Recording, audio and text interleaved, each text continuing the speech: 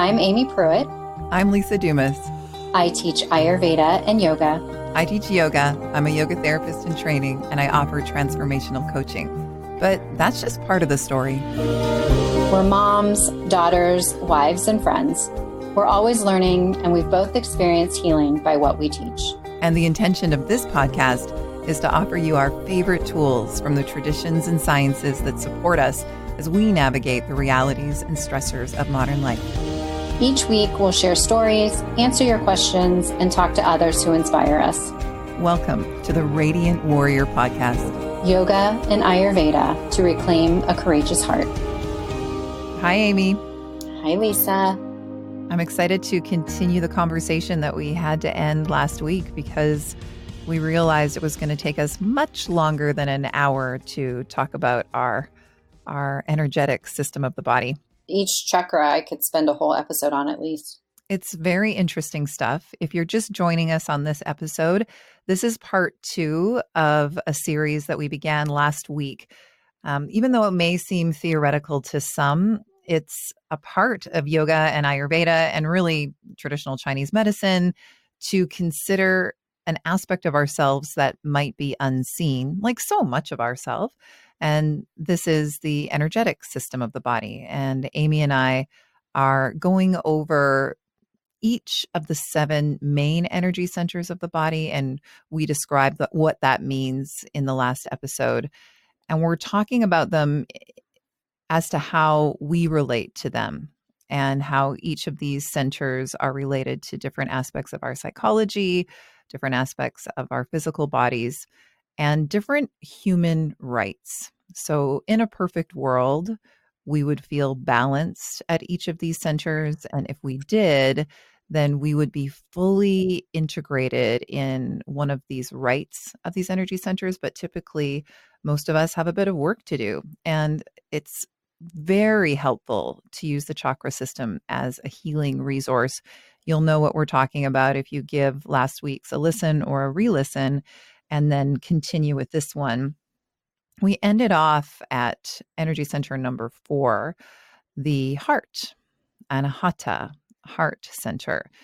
And we definitely discussed that at length, but I wanted to offer just a few more little pieces of insight in this area before we move on to the throat, energy center number 5. Because Aimee, I'm really in this place in my own personal work right now.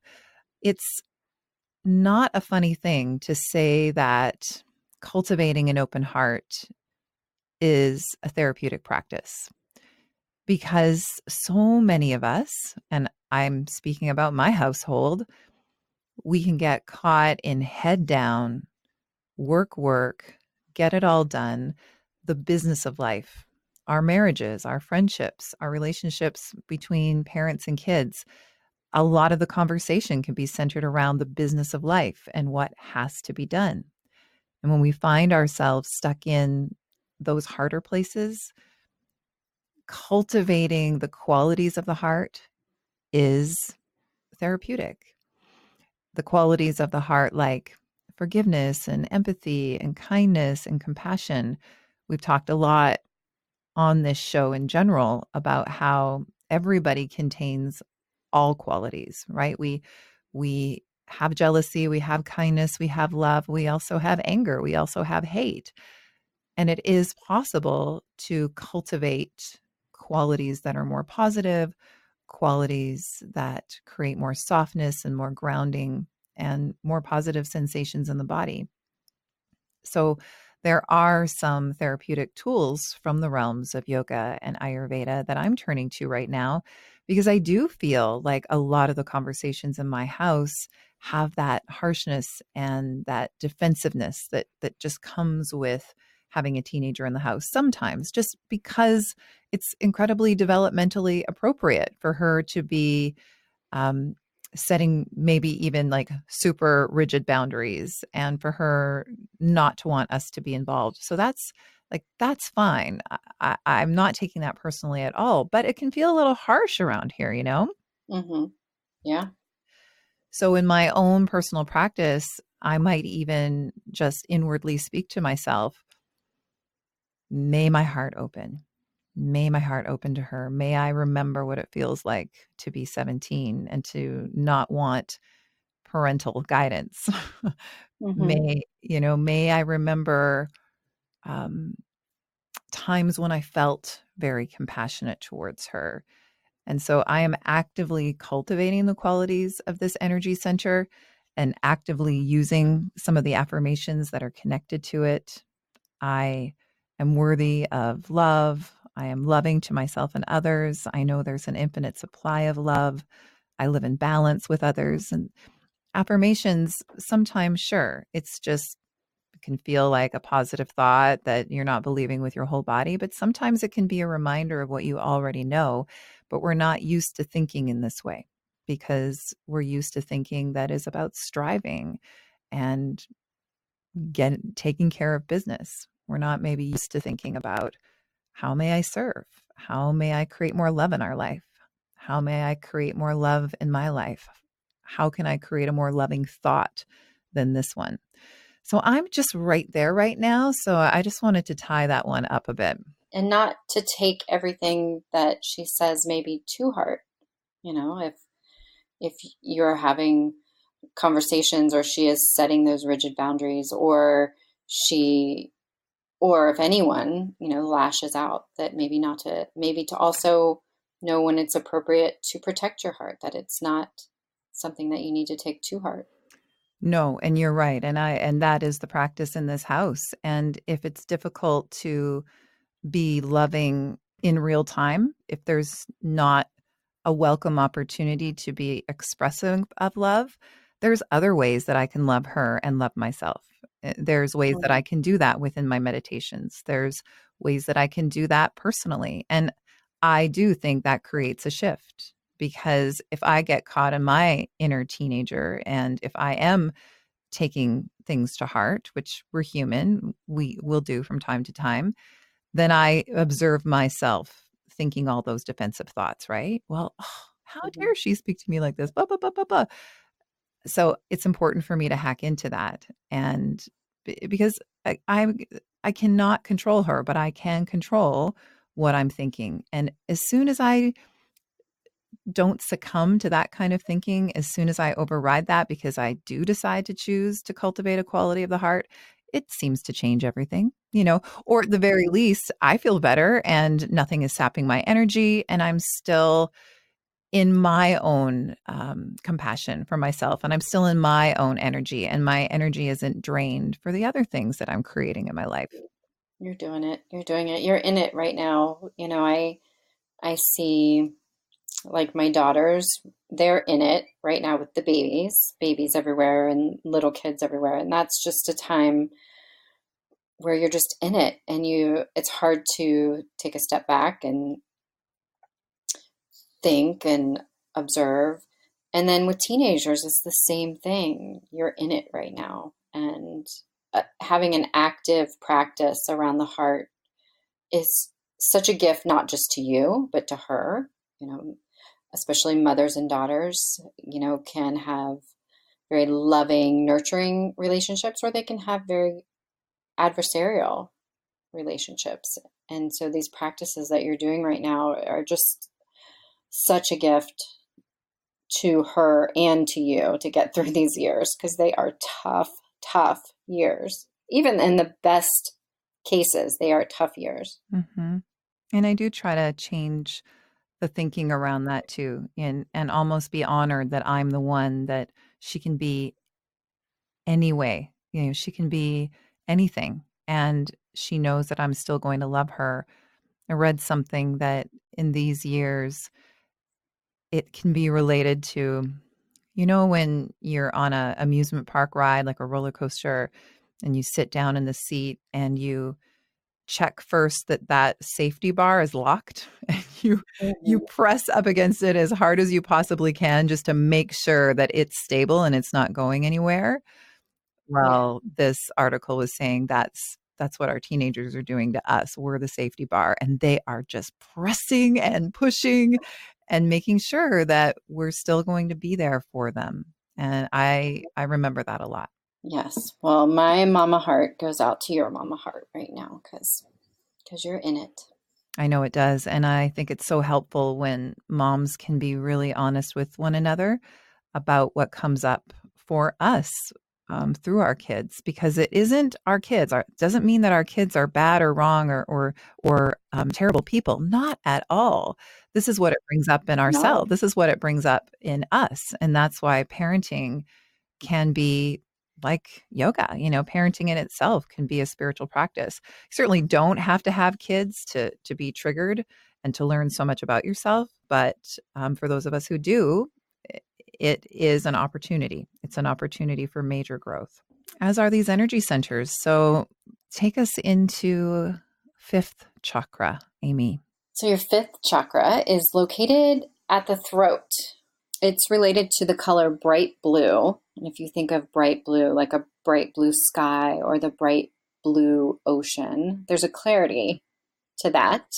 And this is related to the clarity in our thoughts, in our minds, in our truth, how we express ourselves clearly or with clear intention. If we are deficient in this, we can think of not being able to speak our truth, to minimizing our wants, minimizing our needs. We could be shy, and we might not hear what others are telling us as well. We could be maybe tone deaf if somebody's expressing themselves or expressing their needs. It could fall on us and we might not hear it. Or if you have an excess at this energy center, you could talk a lot. You could have a problem with silence. You want to fill up all the spaces with words. You are always thinking about what you're going to say next instead of listening to what somebody else might be saying to you. You could be very dominating, or you could participate in gossip. I'm sure many can relate about being around somebody like that when they talk a lot and they want to know the latest dirt on somebody and they want to tear people down and they talk. Or you could be having a conversation with them and you don't feel like they're hearing what you're saying, and how that feels energetically for you. I know for me, when I'm around people like that, I feel like they suck the energy right out of me when I'm in those conversations.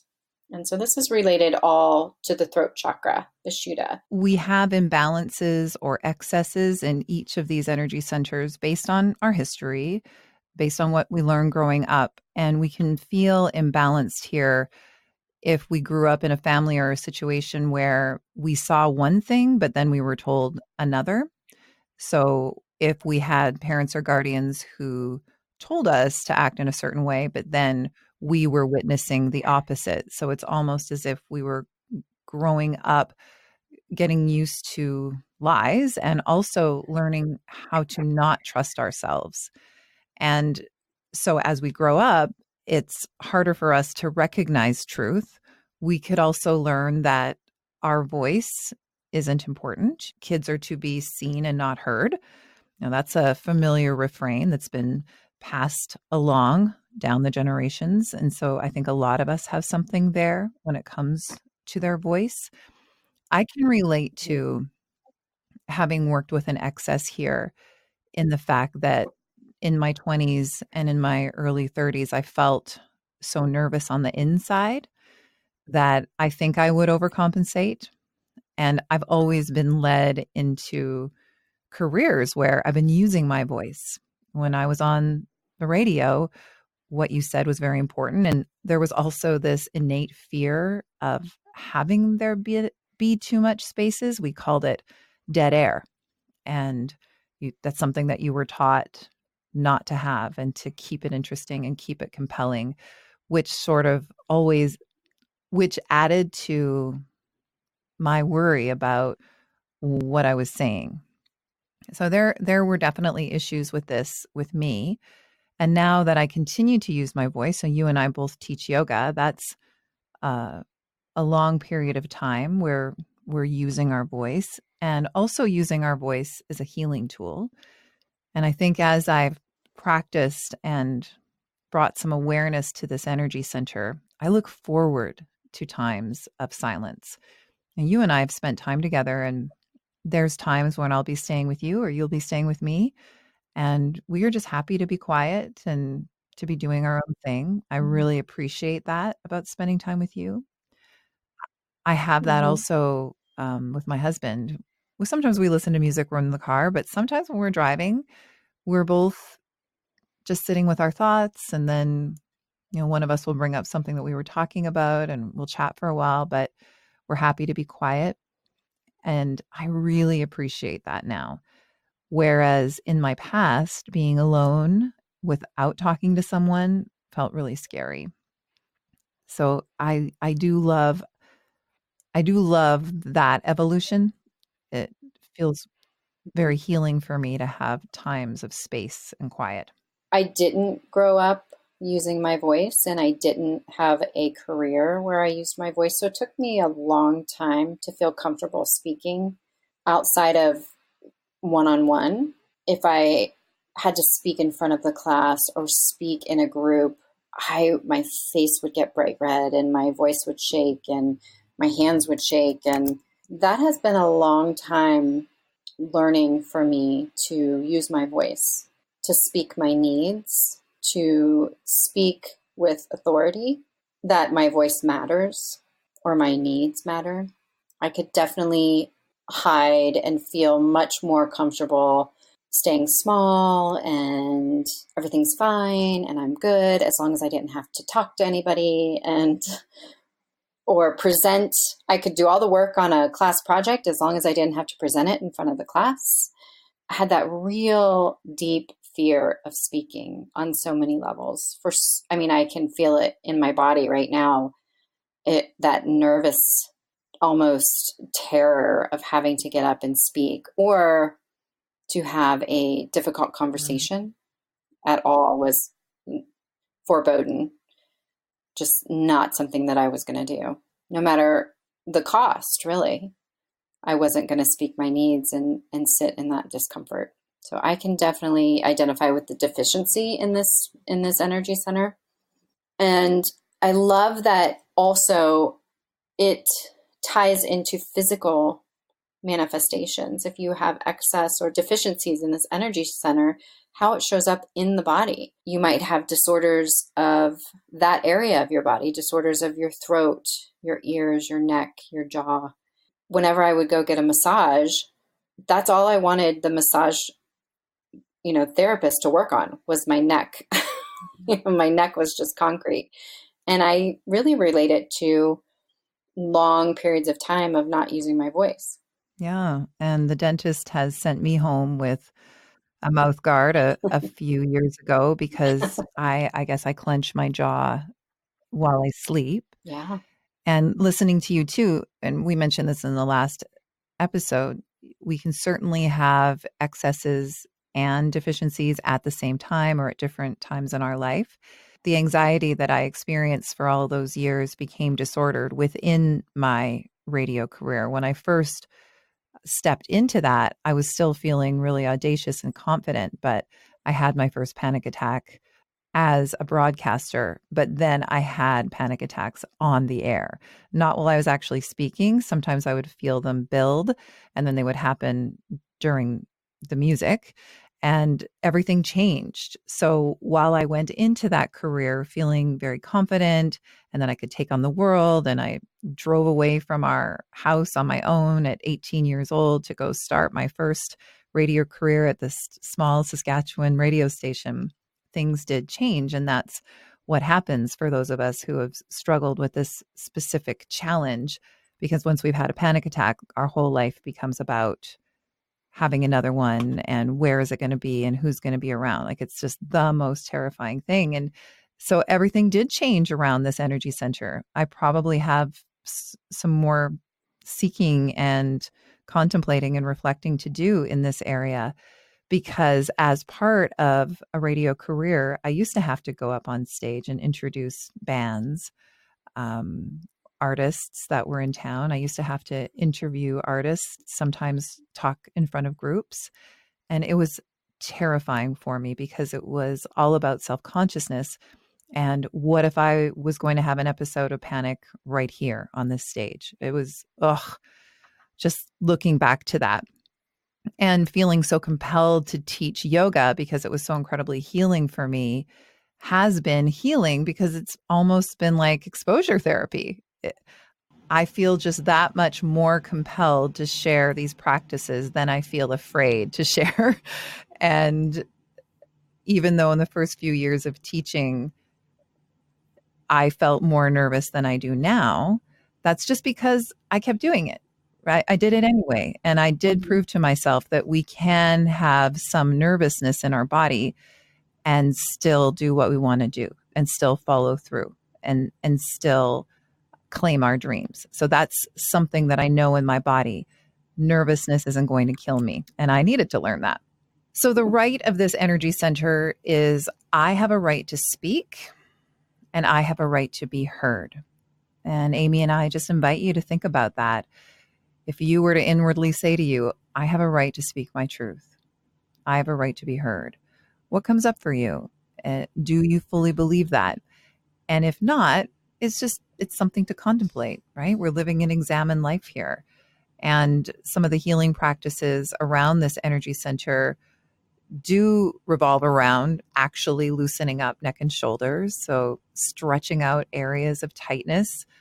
Yoga and Ayurveda totally subscribe to the theory that when you move your body, you're also creating shifts in different aspects of you. When you feel more flexible in the body, you can feel more flexible in the mind. You can allow emotions to flow. And then working with your voice.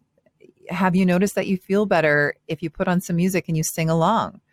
I see that. I witnessed that with my daughter. She could be having a tense day. She could come into the house and I could feel, her maybe worried energy or darker energy, but she loves to sing.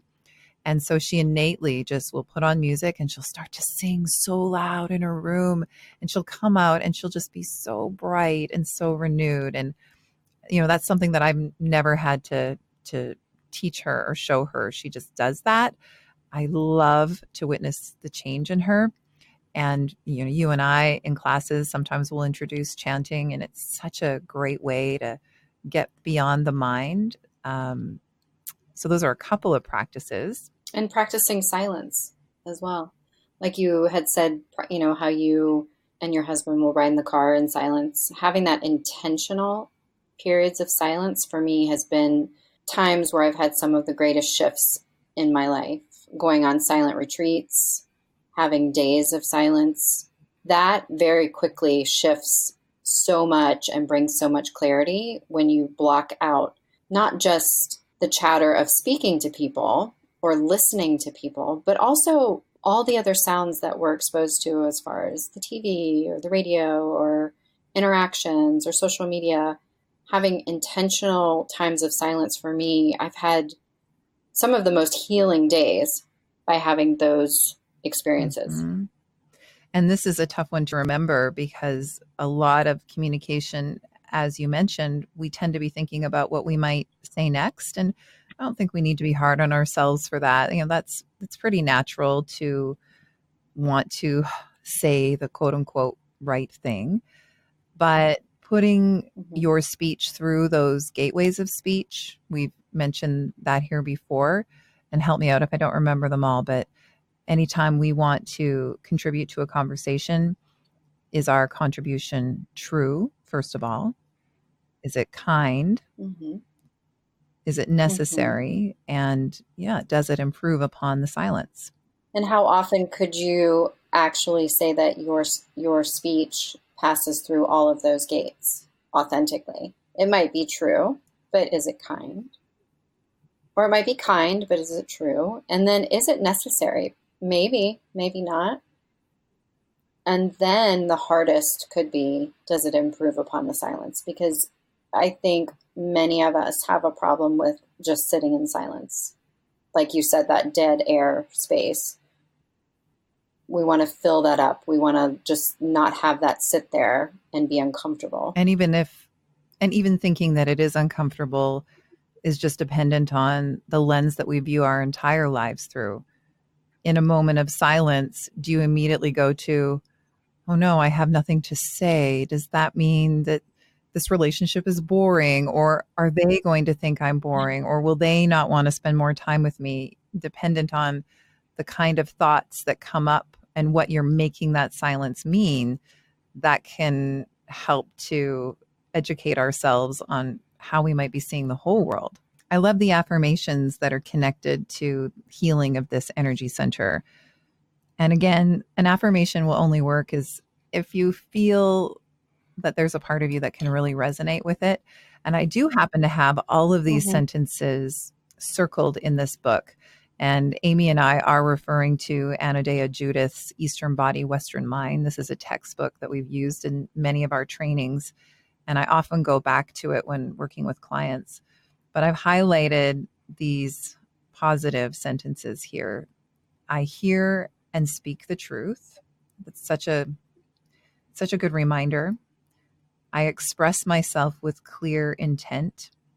I think of that a lot when I'm planning my classes, when I'm teaching my classes.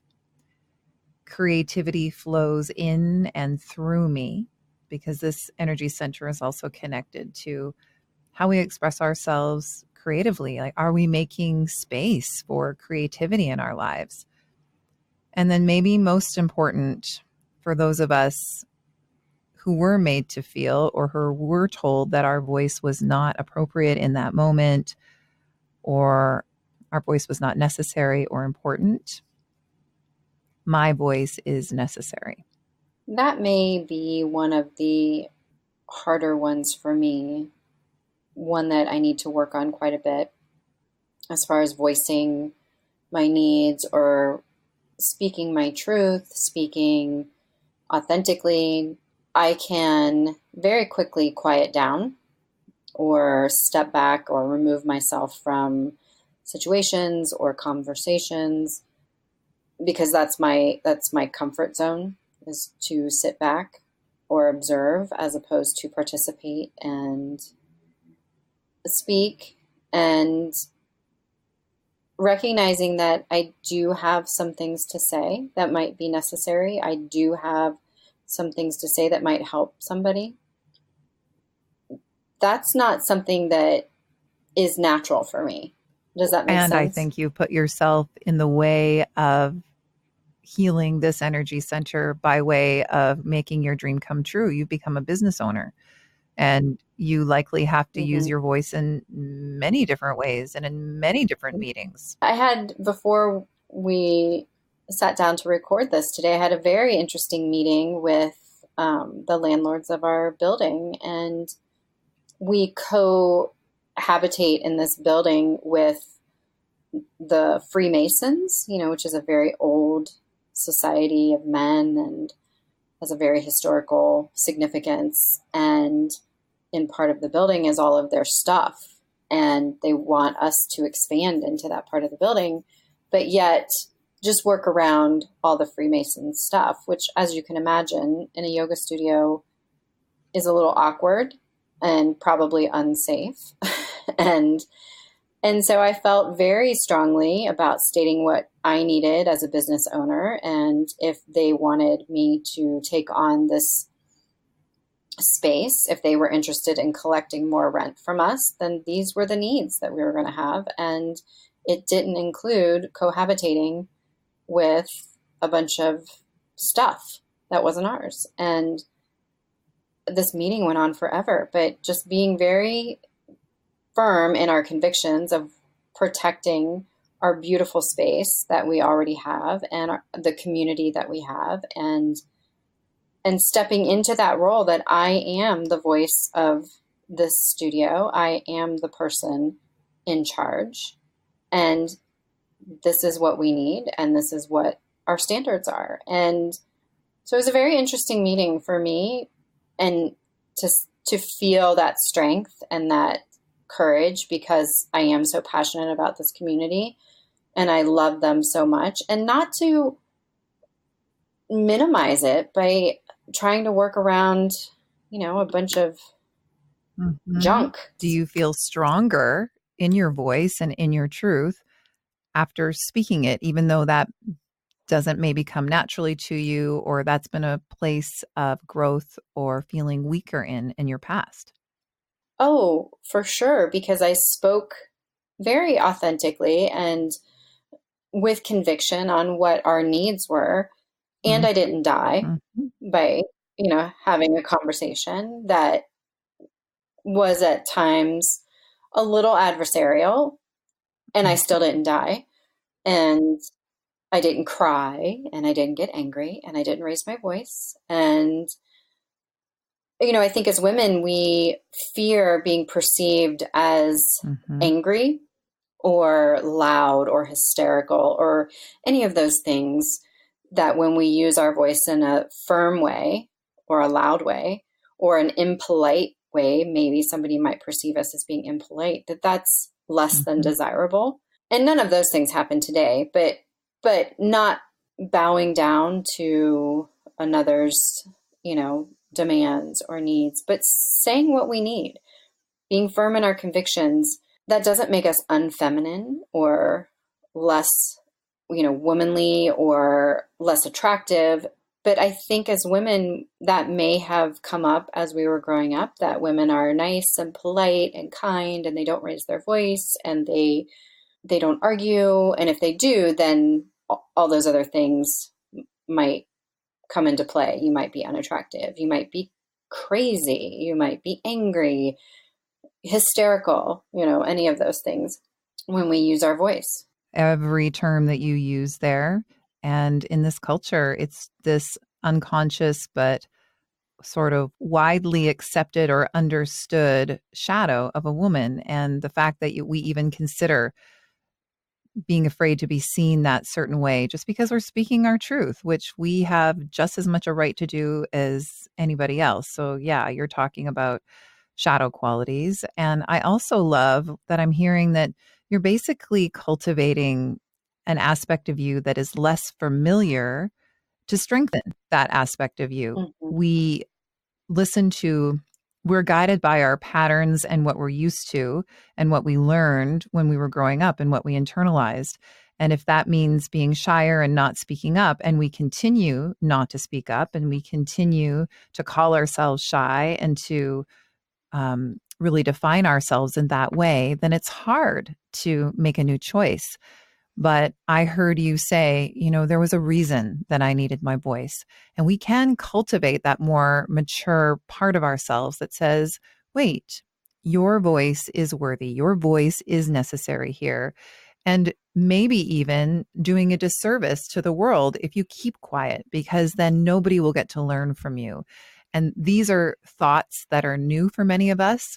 They have nothing to do with the habitual thoughts that have been running our lives so far. But if we find that we're in a place that isn't working for us, in a place where maybe we don't have a lot of strong connections because we're not communicating effectively, or we've gotten a lot of feedback that we are quiet, that people don't really know us, if we often feel resentful because we didn't speak up for what we thought was right, then maybe it's time for some new thoughts. Because we can think anything, in any Mm-hmm. moment, we can have any kind of thought. And that's why it's so important to know what we're thinking. And we talk about that here all the time. It's in all of our workshops too. At some point, when you're on a path of growth, on a path of spiritual development, you've got to figure out, what is creating my life here? Well, my thoughts are. And so, what do I think about myself? What do I think about using my voice? And why am I too afraid to speak up? The awareness is key, finding out the why, and then what would I like it to be like? And then we just practice coming up with those new thoughts. And that's why I like to read off the affirmations that are related to these energy centers, because they're a new thought. There's something new we can think if the old ones weren't working for us. And you thought, my voice is necessary in this situation. You had the meeting, you spoke your truth. And now you don't have to second guess, oh, I should have said that. Um, you've made it known, and I'm sure there'll be a positive outcome. But even if there isn't, at least you spoke up. Oh, yeah. And I already feel like there is a positive outcome. I felt like we left the meeting, with mutual respect and clear intentions and, goals that benefited all of us. I didn't feel like I had been made to feel lesser, but I did feel like I needed to speak very clearly on what our standards were and what we would and would not be willing to do. And I felt like I was heard. it had a positive outcome Mhm. for all of us. I think if you are wondering if you go to your next social gathering what to talk about, you could just talk about the chakras and then unending topics would make themselves known. But we should move on Mhm. to sixth energy center. We're moving up the energy centers that are thought to move along the length of the spine and coming up from the throat. We move into an area of the body that I guess sounds pretty typically yogic, right? The third eye. Mhm. This is the energy center that Mhm. resides at sort of the middle of the head, behind the forehead, between the eyebrows. It's called ajna. It's about how we Gotcha. perceive things. So this is related not just to our physical sight, but and how clearly we see things around us. So actually, if there's a deficiency or excess, there can be challenges with our eyes and how we actually physically see, but also how we're seeing clearly in other ways, how we are perceiving the world around us. This goes with what are we making things mean? So a situation can happen and 10 people can be involved and each person will see that situation in their own way. We all have our own realities based on the color or the shade of our sunglasses that we're wearing, right? And there's a lot of Right. practices within these paths that help us to lift the sunglasses up and see more clearly and see the truth. So it's not just about outwardly seeing, but what we also see when we look within. Um, this is about your intuition. This is about Vijnamaya kosha. We talk about the koshas, the layers of a human being, how yoga sees a human being. And yoga sees the mind as having a portion that's more your lower mind. So the stories you tell about yourself, how you define yourself, the stories you tell about your place in life. If you identify yourself by your thoughts, by your emotions, we all do this. But this is more the higher mind. This is when the veil of unclear thinking is lifted and we become available to broader perspectives. We're less judgmental here. We are able to imagine a different future. We are able to form new, more helpful thinking. We have appropriate imaginations. We're not using our imaginations to escape our real life, but we're using them to create something even better. What comes up for me, Aimee, when I think about this energy center here is if anything, I felt like I was excessive. And a lot of us can be living in our mind. A lot of us can have more connection to these upper energy centers and not feel balanced in the lower, which is why we always start at the bottom when we're talking about healing them. But because I spent so many years not grounded and not connected to my body and quite nervous and lived in my mind and believed so many of my thoughts. I had no clue that we were more than our thoughts, that we didn't have to believe our thoughts. I've said here before, and I think a lot of us find ourselves in these situations. We're not even sure what we're thinking, but we sure feel sort of nervous and insecure and wonder what people are thinking about us a lot. And if we were to pay attention, our thoughts are constantly questioning. And that's natural for our mind to do, scan our situations, scan our environment to make sure that we're safe. That's a survival instinct. That's our wiring, but it doesn't serve us all the time. It doesn't make us feel good to succumb to the negative bias all the time and always be filtering every single thing that happens in, oh, well, that's bad and that's good. That's a bad feeling. Don't want to do that. And this is good. This is better. And so we're just, completely averse to anything uncomfortable and completely addicted to only feeling good. And so, we check out of real life and maybe we succumb to just living in our imaginations. And I did that for a while. When things would get too hard in a relationship, I would just decide to build like a life in my imagination filled with different people. And I was different there and I was in a different place. And that was a coping mechanism for me for a while when I was really in the depths of living with anxiety. For me, what comes up is the clarity that you can tap into. I see things clearly. I can struggle with that sometimes, not knowing if my perception is correct, whether it's in relationships or in surroundings. So I see things clearly for what they are, or maybe, having that question, am I doing the right thing? Am I remembering things correctly? Do I feel exceptionally perceptive? And then I also can struggle with this chakra around creativity. I don't know if the things that I do are beautiful or how what I'm doing is perceived. Take writing on a website or creating advertising for the studio. I'm always having somebody else look at it like, do you like that? Does that look okay? Like, I have no idea. Like, like I know what I like, but then I don't know if what I'm creating is Hmm. likable. Am I seeing clearly and are people seeing me clearly? Was your intuition validated when you were growing up? Is one of the ways that we can have some imbalances in this energy center is if you know, we were told, if we had a feeling or a thought about something, and if we might have expressed it, we were told, no, no, no, everything's okay, it's okay, it's okay. But we had a deeper knowing, but Hmm. then we learned that that was wrong. Hmm. Yeah, definitely.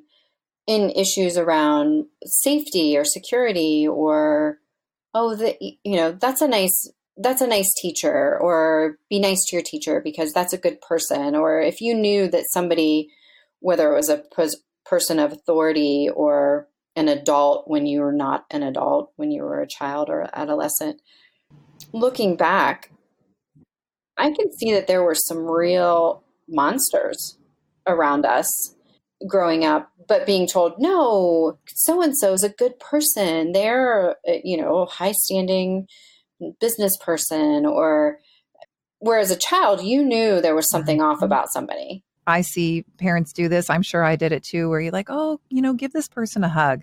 Maybe that child just innately doesn't want to hug that person. And it could be a good friend too, but there's still a reason. And I think that teaching our kids to honor their own intuition is so important. But I think it's really easy for us as adults to get in our own way because we are all so conditioned to care about what other people think.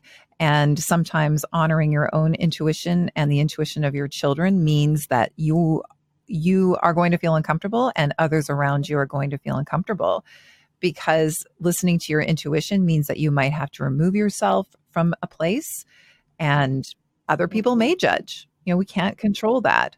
I love the idea of fostering our own intuition and practicing. And there are different meditations that we can do where we practice listening to our own inner voice. So even if there's been a challenge there and you've learned not to trust yourself, this is a muscle that you can build. You can build resilience there. I love that. The basic human right that is Hmm. connected to this energy center is I have a right to see. And then you and I have added on when we teach this, I have a right to see and I have a right to be seen.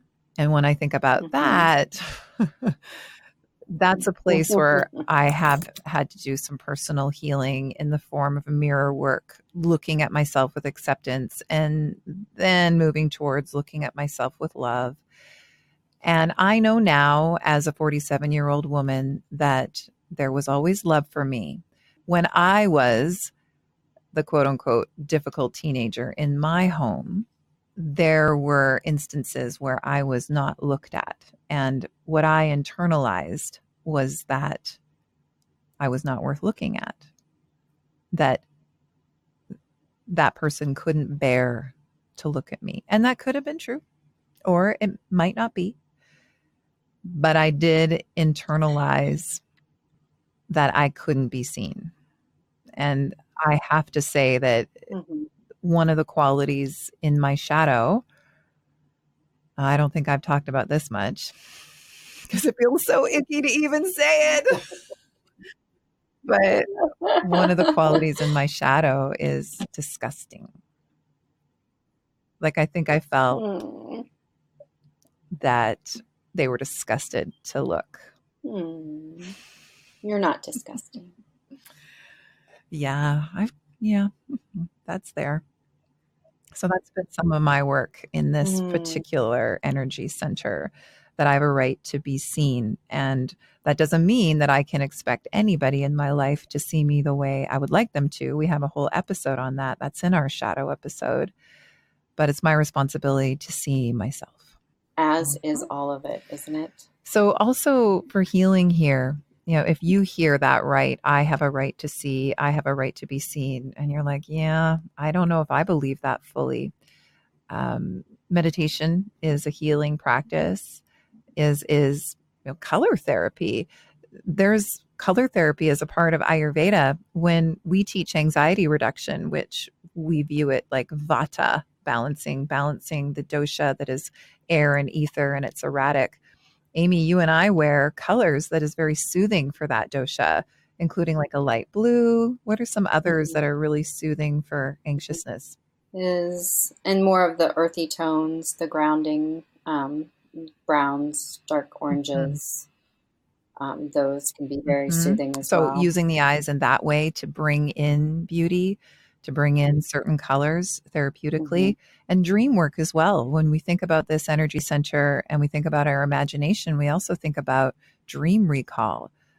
For a long time, I didn't remember my dreams. And then as soon as I made an intention to remember them, I started.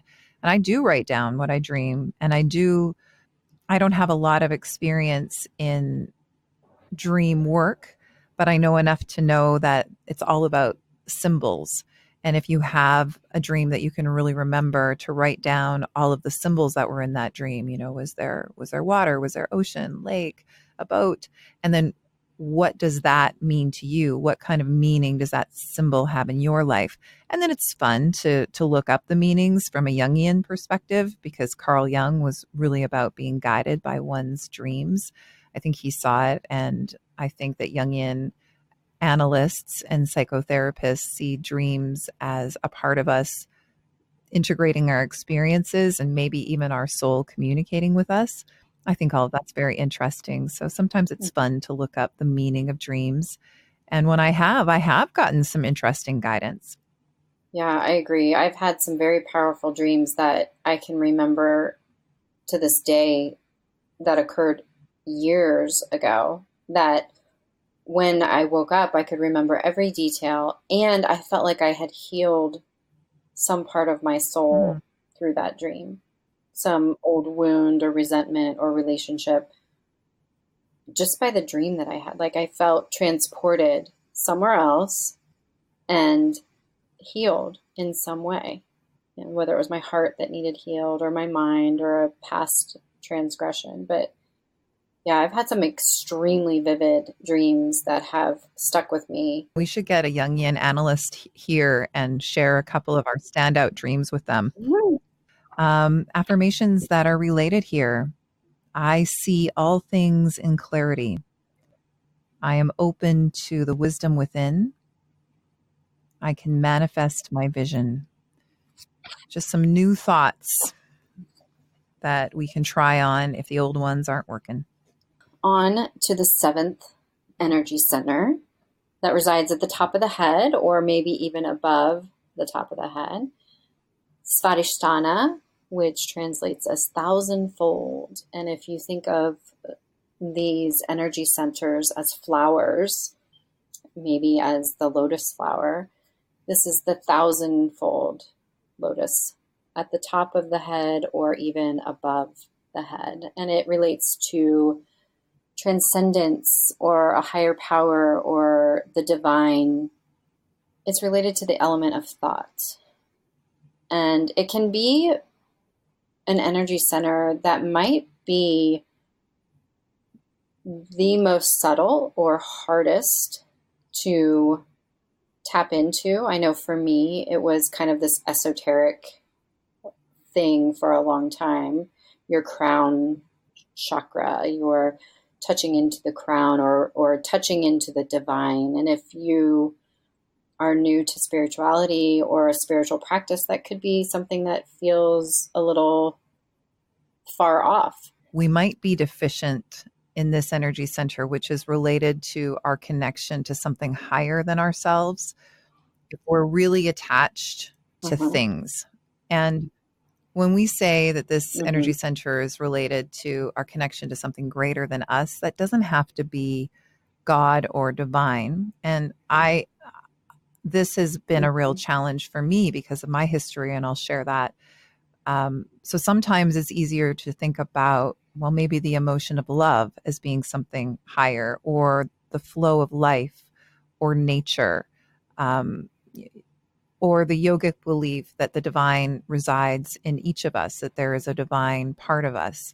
So it doesn't necessarily have to be a God up in the sky, although if your belief is God, that is very therapeutic for many people to have religious beliefs, to have faith in something more than right here, right now, to have faith in something that is more than us. Mm-hmm. And in my family, there is religious trauma that goes back in the family lines that's been passed on. And when we're deficient Mm-hmm. here, we can have a lot of cynicism around anything that is spiritual. And I can really relate with that. That's why I am endlessly surprised about how I changed everything in order to devote my life to the yogic path, because I had nothing like this in my life before. I was attracted to circles that were very cynical around anything that mentioned a higher power. But the interesting thing was is that many of the boyfriends that I had were came from religious backgrounds. And I remember one mom, taking an interest in me and wanting me to come to church with the family, and calling me to discuss this, because it was just very foreign to me. But it did faith attempted to make its way into my life many different times. But it was just something that I never had growing up. My parents did instill the fact that they were marathon runners and they just loved to be out in nature. And then they did say to us that their church was nature. And so I can really relate with that. And that has been true for me. We have a view out of our bedroom window where I do my morning practices, and we can see a forest of beautiful trees. And I do use them intentionally in my practice because they are symbols of the divine. They are symbols of the beauty of nature and the flow of life. That has worked for me. But this is something I've had to develop, a relationship with something bigger than me. And now it's something that I count on, especially in my role as a mom. Because if we're deficient here, we're really attached to things. Think about shopping therapy, right? If you're not feeling very good, we'll go out and buy something new. Um, if we're spending a lot of our brain power on things we need to get, new things, and we all have the experience of coveting something and wanting it. And then once we get it, maybe it loses its luster because it's never really the thing that we were wanting. We're all wanting to fill up this hole within. And for many of us, we do that when we release some of our attachments and we realize what's truly important. Um, that happened to us also when we experienced a big fire season when we were living in California. And we had one episode where we were evacuated from our home, and it was get out now, look around, and take just only what is necessary.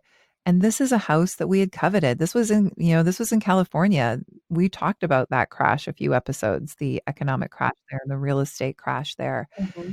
And this is when everyone around us was into buying up real estate and having the McMansions and having the bigger houses. And then if you have a bigger house, you got to get stuff to fill up that house. And you're you're just preoccupied with going shopping and attaining.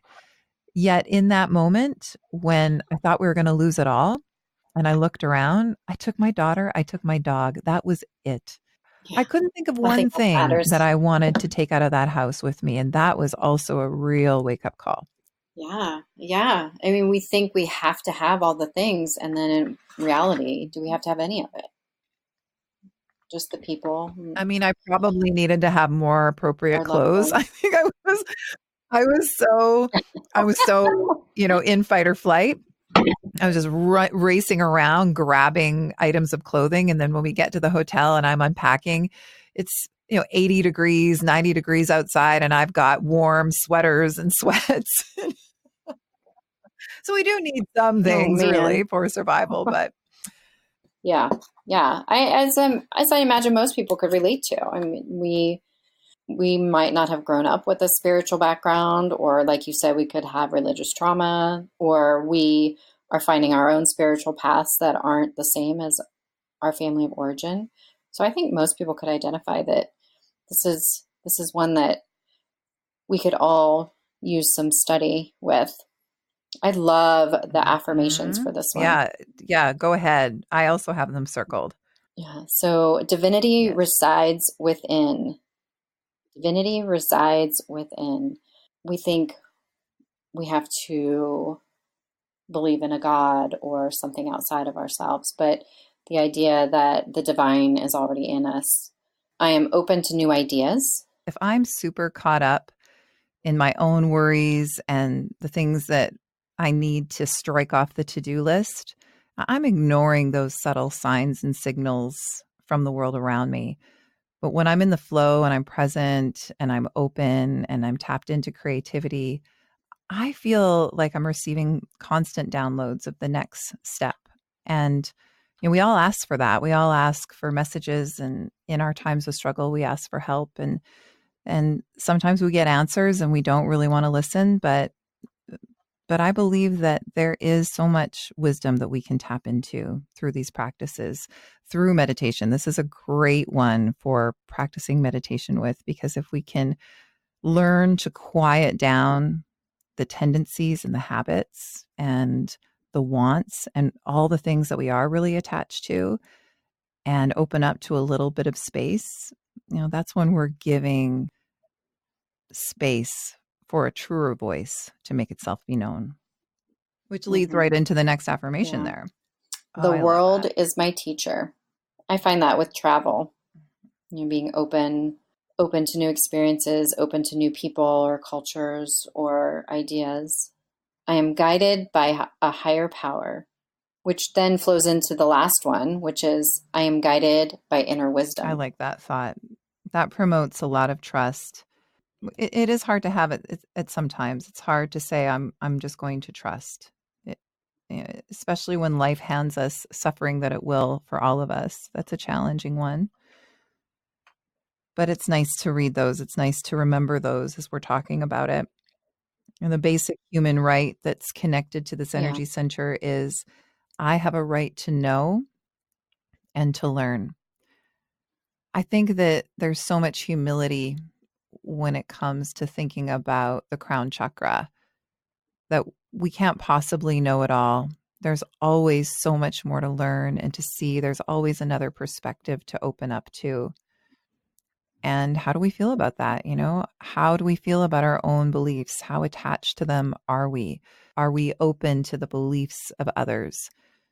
Um, how are we thinking about others? And when we're in traffic, is it easy for us to dehumanize someone if they make a mistake in traffic?